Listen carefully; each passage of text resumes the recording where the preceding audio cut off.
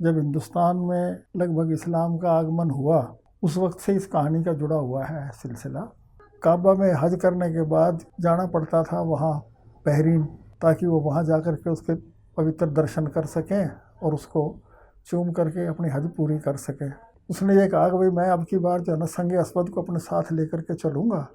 उसका तो इस वक्त जो है ना उन्होंने शालिग्राम का रूप दिया हुआ है। अच्छा। और शालिग्राम भगवान विष्णु का रूप होता है। बिल्कुल, शालिग्राम तो शालिग्राम के रूप में उसकी पूजा होती है और उसको बहुत ही अच्छे ढंग से रखा हुआ है। इस्लाम धर्म के परम विद्वान जो 4 आदमी हैं उनकी कब्रें यहाँ बनी हुई हैं। और अगर 5वीं ये उसमें शामिल होगी तो मक्का मदीना जैसी पवित्र जगह हो जाएगी। क्योंकि जो चीज़ मक्का में लगी हुई थी वही तो है ये। बिल्कुल, वो बड़े रूप में लगी हुई है, उसका छोटा रूप है। तो जहाँ ये हो जाएगा तो वहाँ फिर बहुत बड़ा तीर्थ स्थान मतलब अरबिस्तान के बाद ये सबसे बड़ा पवित्र स्थान यही हो जाएगा, हाँसी। क्योंकि वहाँ भी वो है संगे अस्वद और यहाँ भी है। वहाँ बड़ा है, यहाँ छोटा अस्वद है।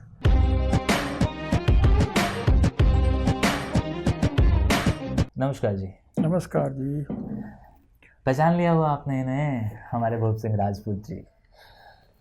आप लोगों की पुरजोर फरमाइश थी कि किशोर भाई दोबारा मिलो, और आखिरकार मैं मिलने आ पहुंचा। लेकिन मुझे लगा कि इस बार कुछ आप लोगों को ऐसा भी बताया जाए जो आप लोग भूल चुके हैं, आपके बुजुर्गों को याद होगा और हाँसी के लोगों को। तो कुछ ऐसी चीज़ें हैं जो हम लोग इस बार लेकर आए हैं और उसमें से एक बहुत पुराना एक किस्सा है जो कि हमारे शहर की एक मोहल्ले काला पत्थर से जुड़ा हुआ है। क्या है जी उसका पूरा नाम? काला पत्थर। अब ये काला पत्थर क्या है? हमारे आपके पूरी दुनिया के अंदर एक मशहूर स्थल है मक्का मदीना। तो वहाँ पर भी कहा जाता है कि जो उसके अंदर है वो एक काले रंग का पत्थर है जिसकी परिक्रमा वो करते हैं, उसे पूजते हैं, उसको नवाजते हैं, उसका सजदा करते हैं तो हर मुसलमान का सजदा पूरा होता है और हज पूरी होती है। और उसी काले पत्थर का एक टुकड़ा हमारे हाँसी में भी है। अब वो पूरा किस्सा क्या है वो भूप सिंह राजपूत जी से सुनते हैं, क्योंकि मेरे पास तो बस इतनी सी जानकारी थी। मैंने कहा सर बाकी किस्सा आपकी ज़बानी है। नमस्कार दोस्तों, हम जहाँ बैठे हैं मेरा घर है ये तिरंगा चौक पे स्थित है। इसका नाम तिरंगा भी यूँ है कि यहाँ 3 अलग अलग जो मोहल्ले मिलते हैं और उनके नाम रंगों पे है। जहाँ मैं बैठा हूँ ये लाल सड़क है। मेरी दाहिनी तरफ जो सड़क जा रही है वो धोला कुआं रोड है और मेरे जो सामने की तरफ है लाल सड़क के पार करके वो मोहल्ला काला पत्थर है। तो काला पत्थर, लाल सड़क और धोला कुआं ये 3 यहाँ रास्ते मिलते हैं, इसलिए इसका नाम तिरंगा चौक भी है। इसमें जो मोहल्ला काला पत्थर है उसकी कहानी बहुत पुरानी है। जब हिंदुस्तान में लगभग इस्लाम का आगमन हुआ उस वक्त से इस कहानी का जुड़ा हुआ है सिलसिला। आज सबसे पहले ये भी बता दीजिए, देखने वाले आतुर हो रहे होंगे, जिज्ञासु हो रहे होंगे कि आज हम उसका दीदार भी कर लेंगे। हाँ, आज उसकी एक झलक भी आपको दिखाएंगे, तो बैठे रहिएगा और पूरा ज़रूर देखिएगा क्योंकि आज एक ना पर्दा हटने वाला है 73 साल पुराना। हाँ, तो देख लो मारकाट कब हुई थी? जी 47 में। तो हम 20 में बैठे हैं, 74वां लग रहा है जी। हाँ, अगस्त में 74। इतने साल पहले के बाद पहली बार होगा जबकि इसका दीदार आम होगा। तो इंतज़ार कीजिए गुफ्तगू का। तो मक्का शरीफ में एक पवित्र पत्थर लगा हुआ है जिसको संगे अस्वद कहते हैं जी, जिसका हिंदी में शाब्दिक अर्थ होगा काला पत्थर जी। क्योंकि संग कहते हैं पत्थर को और अस्वद कहते हैं काले को। तो उस पत्थर का रंग काला है इसलिए उसका नाम संगे अस्वद है। जितने भी ये सेमेटिक रिलीजन है, यहूदी, ईसाई और मुसलमान, इन सब का यही मानना है कि जब हज़रत आदम को स्वर्ग से निकाला गया तो वो जब धरती पर आए तो एक पत्थर, पवित्र पत्थर वहीं से लेकर के आए थे जन्नत से। वो सफ़ेद रंग का, बहुत संगमरमर की तरह से बहुत सफ़ेद रंग का बड़ा उज्जवल सा पत्थर था। वो उन्होंने ला, जब धरती पे उतरे वहाँ उन्होंने ला करके उस पत्थर को स्थापित किया और उसका बड़ा पवित्र मान करके आदर सम्मान देते रहे। बाद में उसकी जगह खाने काबा नाम का एक वो मकान भी बना दिया गया, खाना काबा, उसके अंदर उसको स्थापित कर दिया गया। तो यहूदी भी और ईसाई भी उसको पूजते रहे। बाकी में जब मोहम्मद साहब का उदय हुआ तो उन्होंने मूर्ति पूजा का विरोध किया, लेकिन इस पत्थर को उन्होंने भी इज्जत देनी बरकरार रखी। उनके टाइम से भी ये चलता रहा। इसकी बड़ी इस्लामी जगत में कोई भी आदमी जो हज पे जाता है तो हज उसकी तभी पूरी होती है जब वो हज के बाद इसके परिक्रमाएं कर लेता है और इसको एक चुम्मा दे देता है। इसका बोसा देने के बाद ही उसकी हज कबूल होती है। मोहम्मद साहब के निधन के बाद छुटपुट जो सारा अरब तो उस वक्त भी इस्लाम के उसमें नहीं आया था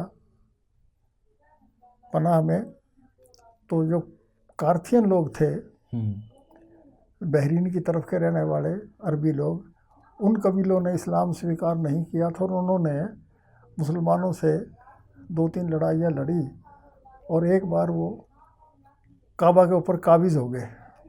ठीक है। और उसके बाद उन्होंने काबा में पीछे हटने के लिए काफ़ी पैसा भी उनसे, जो उस वक्त के खलीफा वगैरह थे, उनसे वसूल किया और जाते जाते वो संगे अस्मद को भी उखाड़ के अपने साथ ले गए बहरीन। वहाँ उन्होंने उसको लगा कर स्थापित कर दिया। एक तरह की वो उसे अपने विक्ट्री ट्रॉफी बना करके ले गए, विजय का प्रतीक बना करके। इस्लामी जगत में इससे बड़ी वो फैली बेचैनी, और वो कुछ कर पाए नहीं। तो उसके लिए उन्हें क्या करना होता था कि काबा में हज करने के बाद जाना पड़ता था वहाँ बहरीन, ताकि वो वहाँ जा कर के उसके पवित्र दर्शन कर सकें और उसको चूम करके अपनी हज पूरी कर सकें। सिलसिला चलता रहा। 12 साल के बाद उन्होंने बहरीन के उन लोगों से समझौता किया, उन्हें कुछ नकद पैसे भी दिए और आगे भी हज यात्रियों के ऊपर एक प्रकार का टैक्स की तरह से समझ लो कि लगा दिया गया, भाई जो भी हाजी आएंगे वो इतने रुपए इसके नाम के देंगे और ये पैसा वहाँ बहरीन चला जाया करेगा। इस शर्त पे वो संगे अस्मद को बहरीन से उखाड़ करके फिर दोबारा ला के काबे में स्थापित कर दिया। लेकिन इस बार बार की जो है उखाड़ में पछाड़ में कुछ उसके टुकड़े हो गए। एक टुकड़ा उसका जो अच्छा बड़ा था उसको बहरीन वाले ने वापस नहीं किया और वो उन्होंने वहाँ अपने यहाँ रख लिया। बाद में जब वो लोग भी मुसलमान बन गए, पूरा अरब जो था पेनिनसुला वो इस्लाम धर्म में आ गया, तो बाद में उनकी भी श्रद्धा उसके ऊपर काफ़ी बढ़ गई और छोटा संग अस्मद के नाम से मानने लगे वो लोग भी। पीछे वो अपने विजय अभियान पर निकले तो उन्होंने जब ईरान के ऊपर हमला किया और ईरान को जीत लिया इस्लामी फ़ौजों ने, तो उनके साथ ये संग अस्मद भी था। वहाँ रख कर के इसको चलता रहा कई दिन तक पवित्र काम। वहाँ के जो इस्लामी धर्म प्रचारक थे वो जब अफ़गानिस्तान में इधर दाखिल हुए पश्चिमी एशिया में, तो वो उस संग अस्मद को अपने साथ लेकर के चलते थे। उनका ऐसा विश्वास था कि जिसके पास ये होगा उसकी हार कभी नहीं हो सकती, विजय की जमानत थी ये। बाद में जब मोहम्मद गौरी के नेतृत्व में यहाँ हिंदुस्तान पे हमले शुरू हुए इस्लाम के, तो एक दो बार की लड़ाइयों में उनको भी हार का मुंह देखना पड़ा, वो बड़े मायूस हो गए मोहम्मद गौरी। तो उसने कहा कि भाई अब तो मैं नहीं जाऊंगा उधर, जीत तो होनी मुश्किल है, हो ही नहीं सकती। तब उनका एक मामा था, उसका नाम क्या था, उसमें कुछ लिखा हुआ है। इसमें कुछ लिखा हुआ है, कोई नहीं, आप आगे कंटिन्यू करें। तो खैर अभी देख रहे हैं उसका नाम क्या था। उसने ये कहा कि भाई मैं अब की बार जो है ना संगे अस्पद को अपने साथ लेकर के चलूँगा और ज़रूर अपने अब की बार फतेह होगी, ये मेरा वादा है, मेरा विश्वास है ऐसा। आए सन 1192 ईस्वी में जो गौरी की फौजें थी वो हिंदुस्तान फतेह करने में कामयाब रही और इसका सारा श्रेय उन्होंने काला पत्थर को दिया। उसके बाद अपने मामा को यहाँ का मुंतजिम मुकर्रर करके और यहाँ का उसका इसके जीते हुए इलाके का प्रबंधक बना करके गौरी तो लौट गया और वो यहाँ रहने लग गए। उसके मामा थे नेमतुल्ला वली। नेमतुल्ला वली उसके उनका नाम था मामा का। मीरा साहब उर्फ मीरा साहब। और उनको मीरा साहब भी कहते थे। मतलब मीरा मतलब एक तरह का सिपह सालार। तो उनको उन्होंने आगे रुखसत कर दिया कि जाइए। हाँ, तो वो तो फिर मोहम्मद गौरी लौट गया और वो मीरा साहब जो थे ना वो यहाँ रह करके का प्रबंध देखते रहे। चलता रहा। मुसलमान तो यहाँ उसके लिए बड़ा वो मान करके उसको अच्छा करते थे, आदर सम्मान उसका। बाद में धीरे धीरे जो साथ लगते कुछ हिंदू थे वो भी आने जाने लग गए। एक मेला सा भरने लग गया। जिस दिन मोहम्मद गौरी की यहाँ फतेह हुई थी, हांसी किला उन्होंने जीता था ना, उस दिन की याद में वहाँ एक मेला भरने लगा और चलता रहा। बाद में जब मराठाओं का उदय हुआ और उन्होंने दिल्ली के सल्तनत को हरा करके यहाँ हांसी पे भी कब्जा कर लिया, तो उन्होंने जो यहाँ का काले पत्थर का जो पुजारी घराना था उनसे कहा भाई अब इसको आप यहाँ से हटाओ, यहाँ हम कोई अपनी यादगार बनाएंगे। तो उसे ले करके और यहाँ किले से नीचे उतार करके ये जहाँ आजकल काला पत्थर मोहल्ला कहलाता है, यहाँ एक मकान के अंदर उन्होंने उसको स्थापित कर दिया और यहाँ वो मेला भरने लगा और सारा काम पहले की तरह से ही हो गया। जहाँ पे ये मेंशन है कि बच्चों के बाल उतारने, खतना और ये सब चीज़ें। यहाँ ऐसा था, जो मुसलमान पहले आते थे शादी करके, तो बच्चे की जो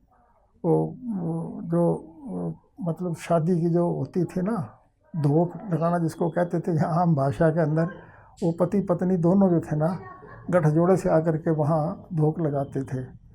और जब कोई बच्चा होता था लड़का तो उसके बाल भी यहीं उतरवाया करते थे काले पत्थर के ऊपर ही। जी जी जी जी जी। और हर वीरवार को वहाँ मेला भरता था। फूल पताशे वगैरह से उसकी मन्नत मानते थे। जब ये सब कुछ होता रहा, बाद में फिर यहाँ मराठों के बाद अंग्रेज़ों का टाइम आ गया, उसके बाद भी यहाँ वो चलता रहा काम। जब 1947 में पार्टीशन हो गया हिंदुस्तान पाकिस्तान का, तो मुसलमान पाकिस्तान चले गए, हिंदू यहाँ रह गए। हालात उस वक्त थोड़े से एक दूसरे के प्रति बड़े नफ़रत की भावना सी थी। जब वहाँ से ये समाचार आते थे कि भाई वहाँ मुसलमानों ने इतने हिंदुओं को मार दिया, और वो हिंदू भी जब ट्रेनों में बैठ करके यहाँ आते थे हांसी, तो उनकी दर्द भरी दास्तानें सुन करके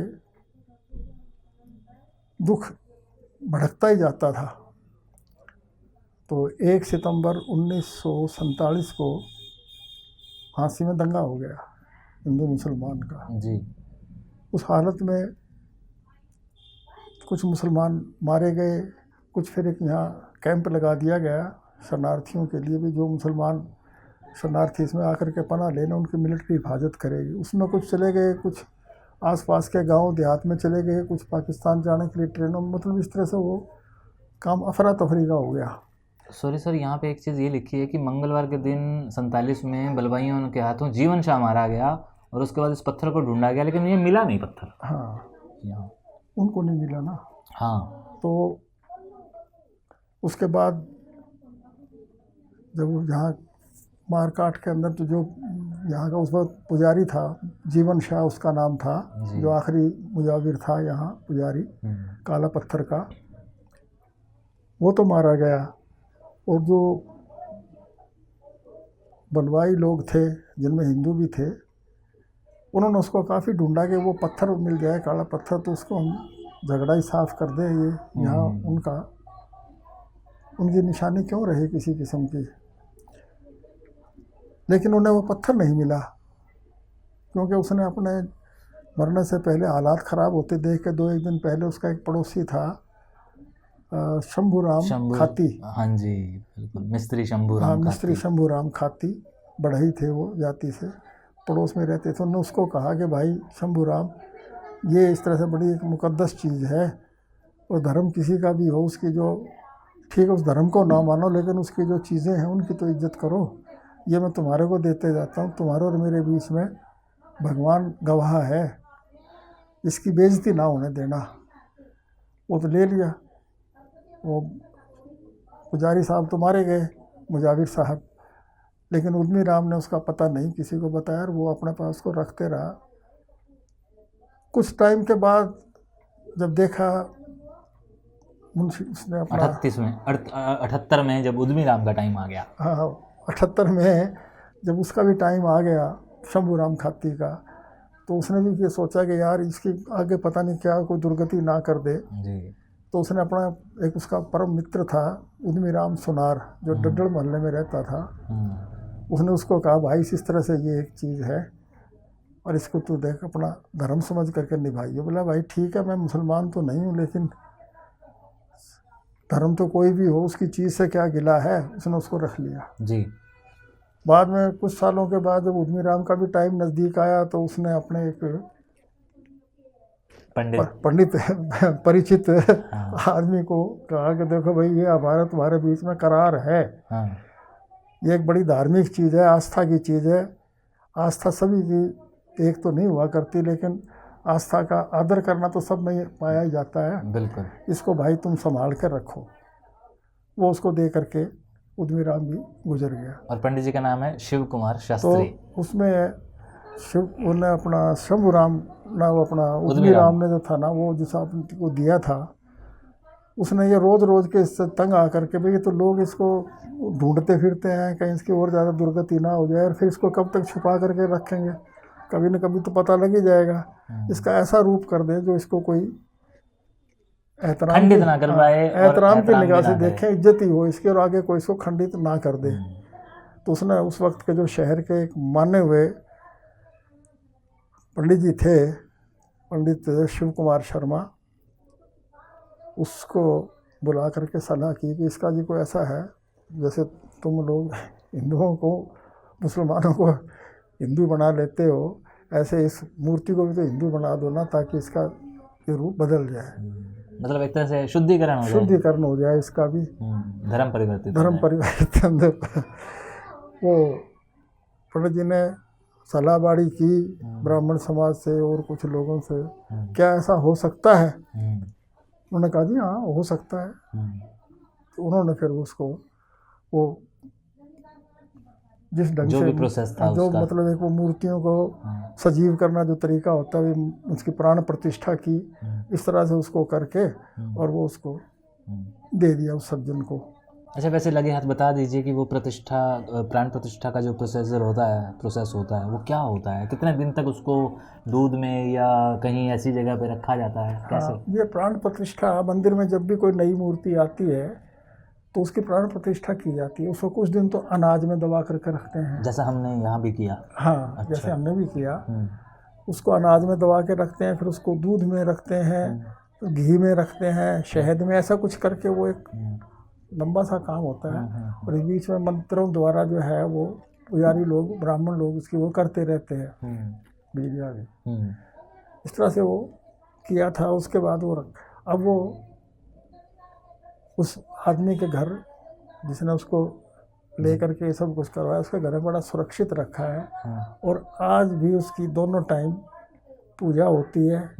आज उसको गंगा जल उसको कहते हैं क्या कहते हैं उसको, पंचामृत से, यानी उसमें दूध है, गंगा जल है, दही है, शहद है, मीठा है, उससे उसको नहलाया जाता है।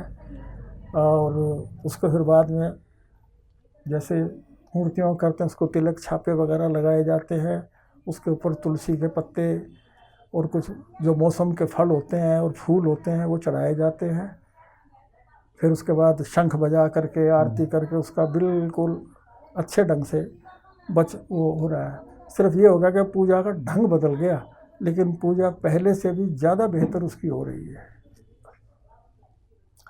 और वो जो पूजा हो रही है, हाँ मैं दिखाता हूँ। और वो जो पूजा हो रही है, मैं बात पूरी कर रहा था कि वो पूजा यहीं हो रही है। और ये मैं आपको मेरे सेंटर में ये मैं इसका स्क्रीनशॉट आपको दूंगा, बट वो मैं प्रमाण आपको साक्षात भी दिखाऊंगा जैसे कि हमने वादा किया आपसे। और ये तो हुई ये बात, लेकिन कुछ और बातें हैं जो मैं करना चाहता हूँ, लेकिन एक ब्रेक कर लेते हैं।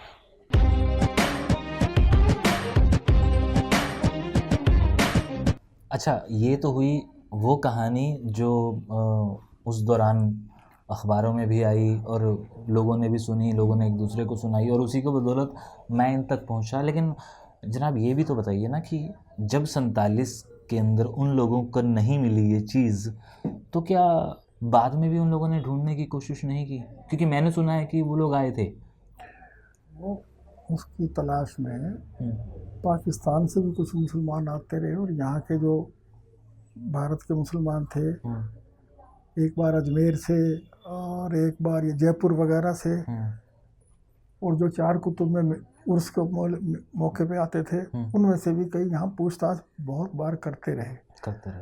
उन्होंने कहा भाई वो ऐसा है कि है तो हमारा, गलती से तो हमारे से बिछड़ गया, हमारे को वापस दे दो, मिलना चाहिए। लेकिन तब तक ऐसा था कि वो उसका शुद्धिकरण करने के बाद, उसके अंदर प्राण प्रतिष्ठा करने के बाद वो चीज़ हिंदुओं के लिए भी जितनी उनके लिए थी उससे ज़्यादा इनके लिए पूज्य हो गई। बिल्कुल।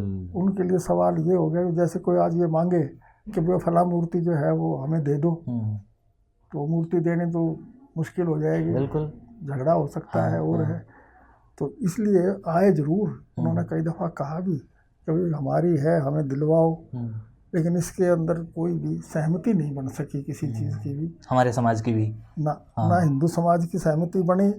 और उन्होंने सरकार तक पहुंचने की कोशिश की, लेकिन जो कोई भी सरकार हो ऐसे धार्मिक मामले में वो भी ज़्यादा दखल नहीं देना पसंद करती। एक तो नाराज़ हो ही जाएगा उसमें, तो होना ही है, तो उसमें अगर उस मामलों को दबाए रहने दो तो ज़्यादा अच्छा है। अच्छा, दूसरी एक चीज़ मुझे ये भी मतलब जो मुझे लग रहा है कि भाग दौड़ के अंदर वो चीज़ खंडित हुई, खंडित होने के बाद उसकी पूजा जो लोग रेगुलर कर रहे थे उन्होंने वो छोड़ दी, आप लोगों ने उसको अपनाया, उसको प्राण प्रतिष्ठा दी, उसको विधिवत रूप से उसी तरह सारी चीज़ें की, तो कहीं ना कहीं ये बात उन लोगों को उस वक्त क्यों नहीं समझ में आई कि जी हम भी इसको ले जाके क्या करेंगे, करेंगे तो पूजा, और पूजा ही तो आप लोग कर रहे हैं। उसमें ऐसा होता है, समझदार आदमी तो यही करते हैं कि भाई मतलब तो इसको मुकद्दस रखना है ना, इसकी पवित्रता बरकरार रहे, चाहे वो हमारे उसमें रहे या इनके रहे। अगर इसकी बेहुरमती करते हैं हिंदू, फिर तो भी मुसलमानों को नागवार गुजरना चाहिए। भाई देखो, एक हमारी चीज़, अच्छी चीज़ जो इतनी पवित्रता की है, जो कि पूजा के मुस्तहक है, उसको आप लोग बेहुरम तो कर रही है तो ठीक नहीं है। लेकिन जब उन्हें ये पता लग गया कि वो जिसके पास भी है उसका वो बहुत अच्छे से ख्याल रखते हैं, और अपने जो उनके देवी देवता है उनके साथ ही बिठा के उसकी भी पूजा हो रही है। मतलब वो अपने भगवान, उसको अपना ही भगवान मान करके वो उसको भगवान का दर्जा दे दिया, जो दर्जा शायद मुसलमान भी नहीं देते उसको। बिल्कुल, अगर मुसलमान अब ले भी जाए तो भी उसे वो अल्लाह का दर्जा या अल्लाह के बराबरी का दर्जा तो दे ही नहीं सकते, जबकि यहाँ वो भगवान के दर्जे को पहुँचा दिया। और हो सकता है कि आज की पीढ़ी वहाँ पे इस बहस में भी पड़ जाए कि नहीं जी ये तो इतने साल वहाँ रही है तो ये तो अब उन्हीं की है जी, हम इसे नहीं अपनाएंगे। हाँ, ऐसा भी कुछ दकियानूस लोग ऐसे हो सकते हैं कि यार ये अब क्या है इसमें, मतलब हम भी ये अटकलें लगा रहे हैं जो हम अक्सर सुनते हैं। तो ये मेरे जहन में कुछ चीज़ें आ रही थी, क्योंकि मैं हमेशा विपक्ष का होकर बात करना चाहता हूँ ताकि सामने वाला अपनी बात रखे। तो दूसरा ये कि हांसी शहर के अंदर आज के जितने भी मुसलमान हैं, क्या उनको इस बात का इल्म है, या वो उसके दीदार करते हैं, या वो करना चाहते हैं? इसके बारे में मैं कुछ नहीं कह सकता। अच्छा, ठीक है, कोई नहीं, कभी मुझे मियाँ चांद साहब मिलेंगे तो उनसे पूछूंगा। मियाँ चांद साहब को भी बेचारे, एक बार चांद साहब या उसका कोई भाई था हाँ, ना, इनके चाचा थे अच्छा, जो हकीम जी के नाम से मशहूर थे, यहाँ पहले जी। पहले जो आए थे। हाँ, एक बार वो आए थे, वो कह रहे थे हमारा यार दीदार शरीफ तो हमारा भी बनता है। हाँ, बिल्कुल। ठीक है जी, करा देंगे, आपको मिलवा देते हैं। हाँ, वो आए थे, अच्छा। उन्होंने देखा उसको, हाँ, देख के बोले यार ऐसा है कि अच्छा तो रहता इसे आप वहाँ चार कुतुब में ही बिठा देते, अच्छा। और चलो ये आपको थोड़ा इसमें ये रहेगा कि भाई यहाँ कोई दंगा ना हो जाए, हाँ, तो इसको और महफूज जगह है, अजमेर में ले चलते हैं या और कहीं ले चलते हैं। तो उस आदमी ने कहा यार हकीम जी आप तो बड़े समझदार पुराने और निकले हुए आदमी हो, यहाँ क्या बुरा है, हाँ, यहाँ इसकी कोई दुर्गति नहीं हो रही, बिल्कुल, बेकदरी नहीं हो रही। बेकदरी नहीं हो रही, बल्कि इसकी कदर बहुत अच्छी हो रही है आपसे भी। हाँ, सिर्फ इसका नाम बदल दिया उन्होंने, जैसे भाई जो उस वक्त काला पत्थर था तो इस वक्त काला पत्थर की जगह उसका नाम उन्होंने अपने ढंग से कुछ और रख दिया। हाँ, लेकिन धूप बत्ती करना, 5 चीज़ों से नहलाना, उसके फूल चढ़ाना, मिठाई चढ़ाना, ये आप तो नहीं कर सकोगे इतना। बिल्कुल, बिल्कुल, आप तो एक बार एक पानी से नहला दोगे, इत्र से नहला दोगे, बात खत्म हो गई। हाँ, यहाँ वो 5-5 बार स्नान करते हैं, 2 टाइम उसकी आरती होती है, मिठाइयाँ चढ़ती नहीं, हैं। फिर वो तो हमारे जैसे हमारे ठाकुर जी हैं या हमारे शिवलिंग हैं, हम तो उनकी उतनी ही वो इज्जत और एहतराम करते हैं। उसका तो इस वक्त जो है ना उन्होंने शालिग्राम का रूप दिया हुआ है, अच्छा, और शालिग्राम भगवान विष्णु का रूप होता है। बिल्कुल, शालिग्राम तो तो बताया। शालिग्राम के रूप में उसकी पूजा होती है, और उसको बहुत ही अच्छे ढंग से, बहुत ही अच्छे ढंग से रखा हुआ है। चलिए, ये बहुत अच्छी बात है, अब इस बहुत अच्छी बात बात को है। दोबारा उखाड़ने से हाँ, जो समझदार मुसलमान हैं वो तो समझेंगे हाँ, कि इस गड़े मुर्दे को उखाड़ने से अब कुछ नहीं बनेगा, जो इसकी अब हो रही है ना इसकी और टाल हो जाएगी। बिल्कुल, बिल्कुल। हो सकता है ज़्यादा झगड़ा बढ़ा, सरकार इसको अपने कब्जे में ले जा करके जेल में बंद कर देगी। नहीं, खैर, क्योंकि धर्म की बात है, ना तो सरकार सामने आएंगी ना सरकार ने, और ना ही वो लोग सामने आएंगे, क्योंकि वो अब ना कुछ पढ़े लिखे लोग इस बात को समझते हैं। मैं बताऊं, उस वक्त शायद इतनी बातें नहीं थी, सिर्फ वो एक ही जुनून था कि नहीं जी, मेरा मेरा मेरा और ले लो, जैसे कि 47 के अंदर हुआ। हाँ हाँ, तो वो भी उनके लिए एक सामान ही था, एक धर्म वाली बात नहीं थी उस टाइम। उनके लिए तो ये था, हिंदुओं के लिए तो भाई ये जो है एक यहाँ इस्लाम की ऐसी निशानी रह जाएगी जो इसकी आड़ में फिर धीरे धीरे मुसलमान यहाँ हिंदुस्तान में आना शुरू हो जाएंगे पूजा करने के लिए, कुछ और काम के लिए। फिर आहिस्ता आहिस्ता वो थोड़े थोड़े आएंगे, फिर यहाँ बसना शुरू कर देंगे, उनका तीर्थ बन जाएगा। मुश्किल से तो ये चीज़ हटाई है, तो इसकी वजह से ये बन जाएगी, इसको ख़त्म ही कर दो। ठीक है, ठीक है। उनकी तो दृष्टि ये थी, और बाद में जिनको देते रहे वो 2-3 हाथों में जैसे वो घूमे, तो नहीं था मैंने वादा किया है, मैं अपने वादे के हिसाब से, मैं नहीं चाहता कि वादा खिलाफ ही हो। मैंने उससे उस मरने वाले आदमी से वादा किया है भाई मैं इसकी बेहुरमती नहीं होने दूंगा, इसकी बेइज्जती नहीं हो, इसलिए वो संभाल के रखते रहे।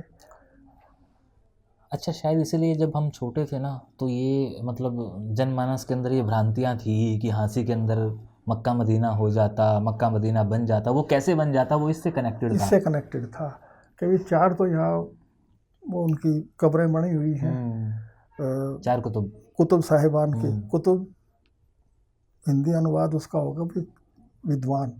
इस्लाम धर्म के परम विद्वान जो 4 आदमी हैं उनकी कब्रें यहाँ बनी हुई हैं, और अगर 5वीं ये उसमें शामिल होगी तो मक्का मदीना जैसी पवित्र जगह हो जाएगी ये, क्योंकि जो चीज़ मक्का में लगी हुई थी वही तो है ये, वही तो है ये। बिल्कुल, वो बड़े रूप में लगी हुई है, उसका छोटा रूप है। तो जहाँ ये हो जाएगा तो वहाँ फिर बहुत बड़ा तीर्थ स्थान मतलब अरबिस्तान के बाद ये सबसे बड़ा पवित्र स्थान यही हो जाएगा, हाँसी, क्योंकि वहाँ भी वो है संगे अस्वद, और यहाँ भी है। वहाँ बड़ा है, यहाँ छोटा अस्वद है, चीज़ वही है। तो उनकी आस्था बड़ी जोर से जुड़ी हुई थी इस चीज़ के साथ में। और वैसे भी मतलब ठीक है, वो वक्त तो चला गया, लेकिन निशानियाँ तो हैं, जैसे कि बाबा फरीद साहब यहाँ से गुज़रते भी रहे, यहाँ रुकते भी रहे, तो इस वजह से हमारा हाँसी तो है ही है। आज 73 साल के बाद ये एक पर्दा आपने उठाया है। और मेरी बड़ी जिज्ञासा थी जब मुझे इस बात का पता चला। अच्छा हाँ, जब मैं पिछली बार भी आपसे मिला था तो मेरे साथ आए थे पेंट्रपाल, जो मुझे एक्चुअली आपसे मिलवाने वाले वही शख्स हैं। तो उन्होंने यहीं पे बैठ के वो बात की थी कि आपने उसकी जो खूबसूरती में और इजाफा करवाया था, उसमें पाल साहब की पेंटिंग का भी हल्का सा हाथ है कि उन्होंने उसके नैन नक्श वो किए थे, ऐसा कुछ। हाँ, वो नए नक्श नहीं थे, जी। क्योंकि वो तो उसका जो शालिग्राम रूप है उसमें कोई मूर्ति नहीं होती। अच्छा, वो तो पत्थर का जो है ना एक शिलालेख है। मतलब शिलालेख नहीं, एक पत्थर का वो होता है, पत्थर ही होता है, मतलब उसमें कोई नए नक्श वगैरह कुछ नहीं बनाया। तो पाल साहब ने तो ये किया था कि उसके ऊपर जो मैंने उसमें वो जो तिलक वगैरह थे ना, मेरे सुझाव पे उन्होंने वो तिलक वगैरह बजाय रोजाना निकालने के, जैसे निकालते हैं केसर चंदन से बनाते हैं उसके ऊपर रोजाना तिलक, उसके बजाय उन्होंने पेंटिंग कर दी थी उसके ऊपर। अच्छा, वो परमानेंट कर दिया उसको। हाँ, वो कर दिया था। वो कुछ साल के बाद, क्योंकि तो रोजाना 2 बार धुलता था वो, तो धीरे धीरे करके वो उतर गया। तो अब उसका तो कोई निशान नहीं है। वो तो डेली उसको वो चंदन और ये अपना केसर इसको मिला करके उसको तिलक लगाया जाता है। अब अभी हम हमेशा था कह रहे हैं, वो है कब होगा, मैं जिज्ञासु हूँ। इसको हाँ बिल्कुल, मैं चाहूँगा कि हम ज़रा वो देखें और आप लोगों को भी दीदार करवाएं। हरे राम हरे राम।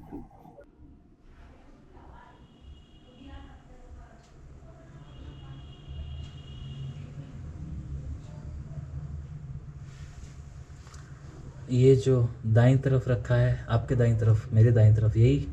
हाँ, ये जो सांवले रंग के हैं ना। जी जी जी, ये जो सांवले रंग के हैं जी, यही हैं। हम लोग अगर कहना चाहें तो ये जिनको आपने सांवरे शालिग्राम। जी, सांवरे शालिग्राम, क्या बात है। सांवले रंग के, काले रंग के। जी, ये है जी वो जिसका जिक्र आज 73 साल बाद हम लोगों ने इससे पर्दा उठाया है। मैं खुद देख के मेरा दिल था कि मैं इसके दीदार करूं। मुतासिर हुआ हूँ, बिल्कुल बिल्कुल, बहुत ज़्यादा प्रभावित हुआ हूँ, मुतासिर हुआ हूँ। और मैं अभी ऑफ कैमरा इनको, जो कि हमारे यहाँ हिंदू धर्म में होता है कि हम दंडवत करते हैं, तो मैं वो ज़रूर करूँगा। तो जनाब, 2 पल के लिए सही हम लोग उस खुदा से मिलाए, उस भगवान से मिलाए और आपको उनके दीदार करवा दिए। और मैं वाकई में बड़े अरसे से एक ख्वाहिश थी, क्योंकि शहर के बाशिंदा होने के नाते ये बात तो सुनी थी और सर से पिछली 2-4 मुलाकातों के अंदर हल्का हल्का जिक्र भी हुआ था। लेकिन जब मैंने थोड़ा उनसे रिक्वेस्ट की, इल्तिजा की, तो सर ने कहा कि हाँ, तो पता नहीं, मतलब आप ये कहिए कि मेहरबान हो गए हमारे ऊपर भूप सिंह राजपूत जी।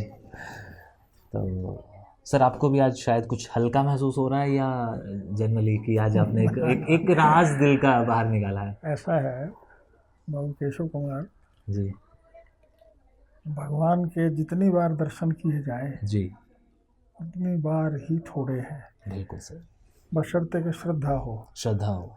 हमने इनको यहाँ इतने दिन संभाल करके रखा है। हाँ जी। तो इन कभी दिल में एक बार भी ये ख्याल नहीं आया है ये तो मक्का का पत्थर है, इसका हमारे घर में क्या काम। हाँ, हमने कभी इसको ना पत्थर समझा ना इसको मक्का का समझा। यही समझ के इसके दर्शन करते रहे और नाज करते रहे कि ये हमारी पूजा की विशेष चीज़ है। बिल्कुल। इसका पूरा जितना सम्मान हम अपने देवी देवताओं का कर रहे हैं, हाँ, उनके साथ बिठा करके उससे भी कुछ न कुछ 21 ही इनका कर रहे हैं। कोई हमने उसके अंदर श्रद्धा भाव में कमी नहीं आने दी है, पूरी श्रद्धा रखी है। और मैं बल्कि ये चीज़ अभी आपसे बात करते करते महसूस कर रहा हूँ कि देखिए ना, पूरे हांसी शहर में ये भगवान ने आप पर कृपा की है कि नहीं जी, ये परिवार अपने घर में रखेगा और ये हमारी सही तरह से देखभाल करेगा। ये विशेष कृपा है, उसी की कृपा है। वरना जैसे 2 घरों में आया, तीसरा मैं भी इसको कहीं सरका देता। हाँ, ना शुद्धिकरण करवाता इसका जी, ना इसके अंदर प्राण प्रतिष्ठा करवाता, चुपके से मैं भी कह देता किसी को, यार ये कई दिन की वो है। हाँ, इसको आप लोग ले जाओ, जैसे चाहे इसको कुछ करना इस्तेमाल। पता नहीं ये कहाँ बेचारे धक्के खाते। आप सही कह रहे हैं, बिल्कुल। तो केशव भाई आपका भी बहुत बहुत धन्यवाद अरे आज के लिए, आपने समय दिया नहीं और एक इतनी जो दिल की बात थी वो हुई। अभी हाँ, और मैं तो परमात्मा से यही प्रार्थना करूँगा कि भाई मेरे और आगे वाले मेरे परिवार के अंदर भी ये श्रद्धा भाव बना रहे। मैं कभी इसको गैर समझ के नहीं चला हूँ। मेरे ही जो समाज है, मेरे जो देवताओं का समाज है, उसी का एक हिस्सा ये भी है। यही समझ के इनको रोजाना प्रणाम किया जाता है, इनको नमस्कार किया जाता है, इनके सामने दंडवत की जाती है। तो ये है कि भगवान जो है श्रद्धा भक्ति बनाए रखे भाई। बिल्कुल बनाए रखेगा जी, क्योंकि आपने जिसे उसने खुदा बनाया, जिन लोगों ने उसे खुदा बनाया, आपने उसे भगवान बनाया, तो क्यों नहीं बनाना, बनाए रखेंगे, क्यों नहीं बनाए रखेंगे। तो शुक्रिया जी, उम्मीद करता हूँ आपको आज की गुफ्तगू भी उतनी ही पसंद आई होंगी, लेकिन हाँ ये भी उम्मीद करता हूँ कि इस बार आपके सवालात कुछ ज़्यादा रहेंगे, और जो भी रहेंगे आप अपने सवालात ज़रूर कीजिए और उनके जवाब इस बार मैं इनको ये कह रहा हूँ कि प्लीज़ आप अपने वीडियो के नीचे जो कमेंट्स होते हैं एक बार उन्हें पढ़ लिया कीजिए, फुर्सत मिले तो जवाब भी दे दिया कीजिए, नहीं देंगे तो फिर मैं आऊँगा सर के पास। ठीक है जी, धन्यवाद। ठीक है, नमस्कार।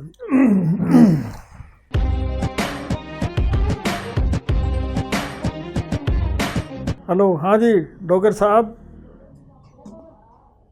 अभी केशव जी ने मुझे आपकी कुछ वो दिखाई थी फुटेज वगैरह, जिसमें आप सवाल कर रहे थे कि ये शेखावट, राजावट, तवरावट ये क्या होते हैं। तो इसमें थोड़ा तलफ़ुज़ का फ़र्क है। ये अंग्रेज़ी में वत और वट एक ही स्पेलिंग में लिखा जाता है, एक्चुअली शब्द वत है ये। तो ये राजपूतों के अंदर, और जो राजपूत दूसरे समाज में चले गए जैसे जाट हैं, गुजर हैं, उनके अंदर भी ये वत के नाम से होता है, राजावत, कर्णावत, कानावत, शेखावत। तो ये सब का सब वत शब्द है, जिसका मतलब होता है वाले, यानी शेखावत का मतलब जो शेखा जी के मानने वाले उसके वंश के लोग हैं वो शेखावत हैं। राजावत जो राजा जी के वंश के लोग हैं जो उसके हैं वो राजावत हो गए। ऐसे ये है, वट नहीं है, ये वत है। और ये एक जाति नहीं है, ये जाति के अंदर जैसे एक होते हैं ना सब कास्ट, वो है। और ये राजपूतों में, जाटों में, गुजरों में, अहीरों में और भी बहुत से समाजों में सब जगह एक ही पाई जाती है।